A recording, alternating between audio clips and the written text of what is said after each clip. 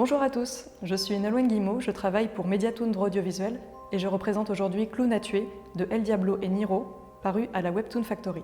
Salut les amis! Est-ce que vous connaissez l'histoire de la chaise? Elle est pliante! Bon, personne n'aime les clowns, ils sont pas drôles, ils sont flippants et dans les films en général ils essaient de tuer les gens. Et si pour une fois on faisait l'inverse, avec Clown à tuer de El Diablo et Niro?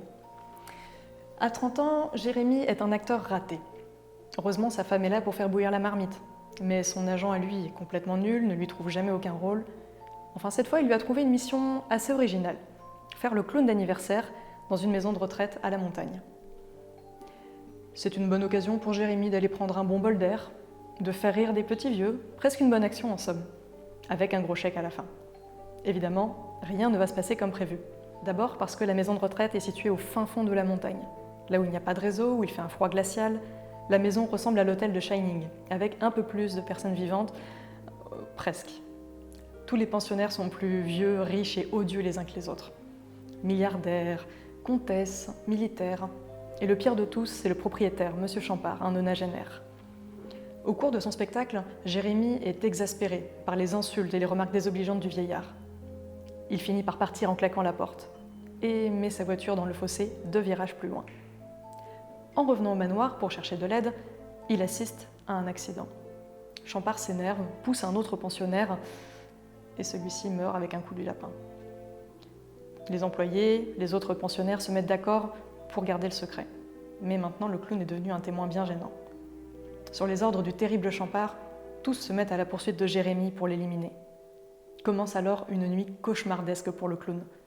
Poursuivi dans la neige par des vieillards enragés, coursé par un molosse, tiré à la carabine, Jérémy fuit dans la neige, frigorifié, toujours avec ses chaussures taille 75 aux pieds. Même lorsqu'il croise enfin des policiers, ceux-ci ne le croient pas. Il faut dire que tous les vieillards se sont concertés pour le faire accuser.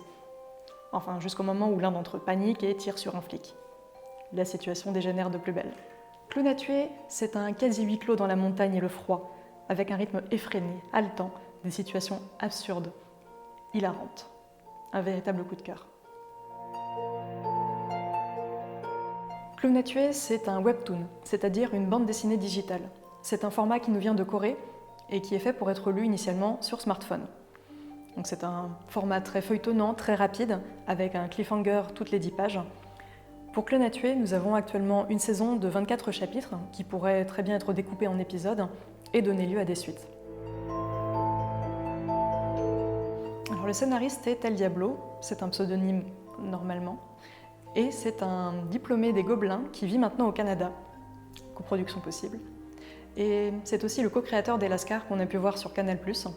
Et désormais, il diffuse son mauvais esprit dans des courts-métrages, dans des séries et maintenant dans des webtoons.